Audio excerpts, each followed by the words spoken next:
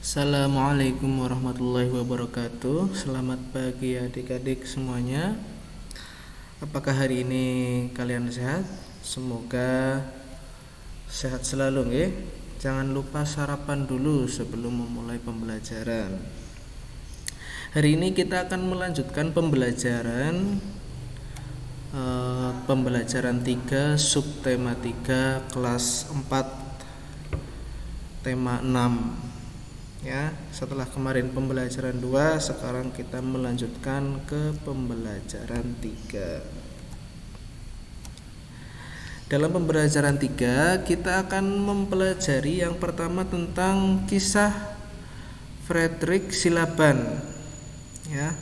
Frederick Silaban seorang arsitek. Yang kedua, kita akan mempelajari tentang persebaran sumber daya alam hayati SDAH, mulai dari daerah Sabang sampai Merauke. Sabang itu di Aceh ujung, kalau Merauke di Papua. Lalu nomor yang ketiga, kita akan mempelajari tentang mendeklamasi puisi, mendeklamasikan puisi. Ya, Frederick Silaban. Ini adalah foto tentang beliau, foto beliau Frederick Silaban, seorang arsitek yang sepak terjangnya sudah tidak diragukan lagi. Banyak karya-karya beliau yang masih berdiri kokoh hingga saat ini. Atau mungkin kalian pernah mengunjungi salah satu karya Frederick Silaban, namun kalian belum tahu siapa itu Frederick Silaban. Nah, ini foto yang lebih jelas tentang beliau. Frederick Silaban pada tahun 1955, sekarang kan tahun 2021, berarti sekitar 45 ditambah 21, 66 tahun yang lalu,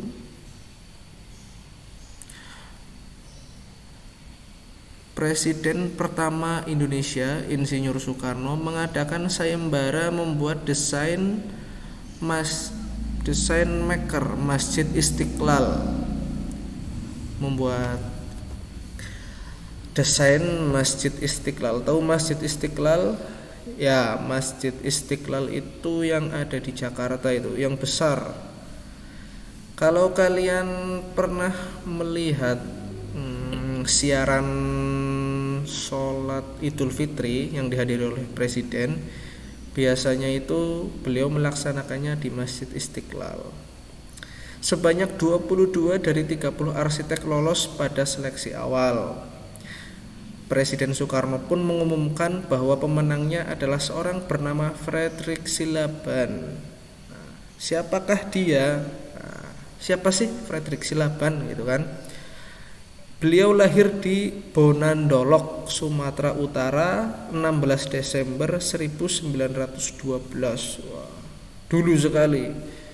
Sekarang 2021, beliau lahir 1912. Wah, 100 tahun yang lalu mungkin ya.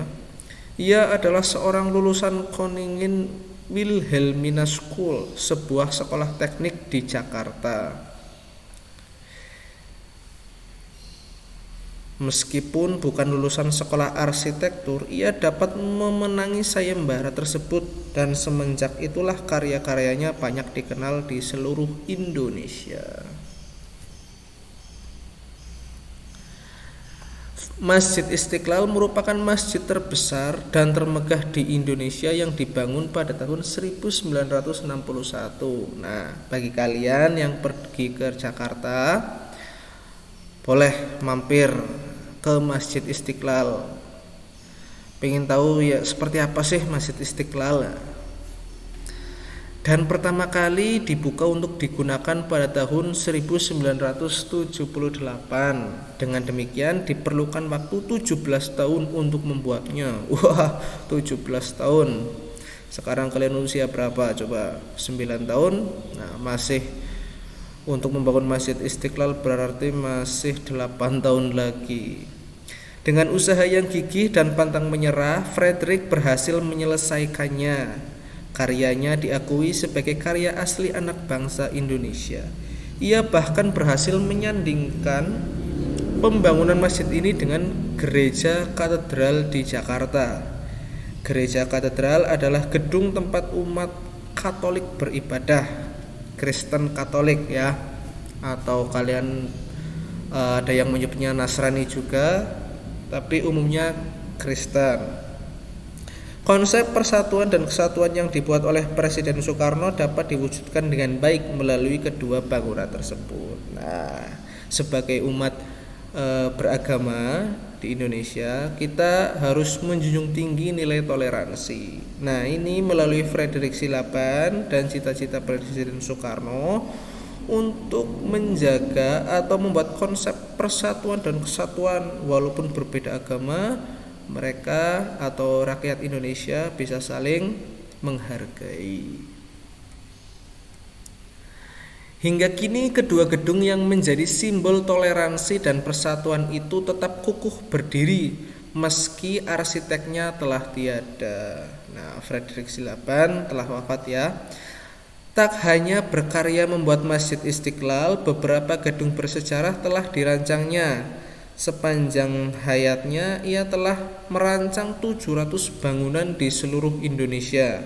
Bangunan tersebut antara lain Gedung Stadion Gelora Bung Karno, dibangun pada tahun 1962. Kalau kalian melihat pertandingan tim nasional atau timnas Indonesia untuk pertandingan melawan negara lain seringkali diadakan di Gelora Bung Karno. Sekali-kali kalian juga ke sana untuk melihat, bangunannya besar. Ya. Pak Guru ke sana sekali tahun 2015 atau 16. Besar itu stadionnya. Monumen pembebasan Irian Barat.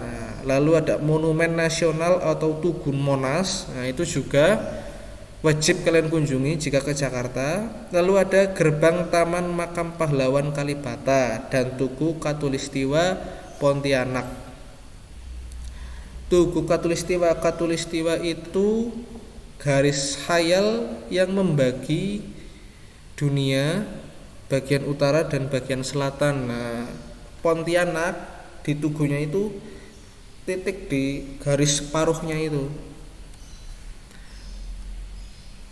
Nah, ini yang gambar paling kiri paling besar itu Masjid Istiqlal. Masjidnya mirip-mirip gedung hotel kotak ya. Itu besar sekali itu. Lalu yang di atas, di kanan atas itu ada Gelora Bung Karno.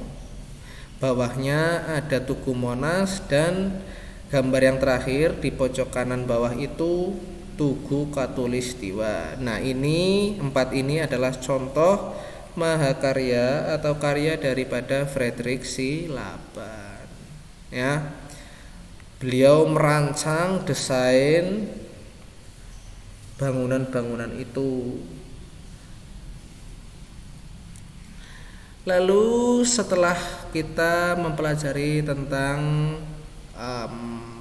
kisah Frederick Silaban, kita selanjutnya akan mempelajari tentang persebaran sumber daya alam hayati di Indonesia. Sumber daya alam hayati maksudnya hayat, hidup ya, berarti bukan batu atau belerang atau minyak, berarti yang hidup-hidup. Nah, itu apa? Nah, berarti itu terdiri atas hewan dan tumbuhan.